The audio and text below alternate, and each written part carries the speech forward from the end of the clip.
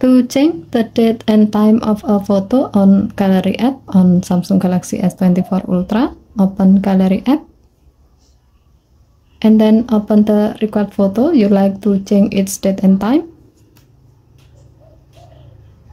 Swipe up the photo from the bottom to go to the details page.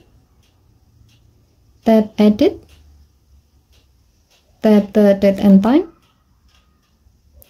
In the date section, change the date to the desired one. Tap the time section and then change the time to the desired one.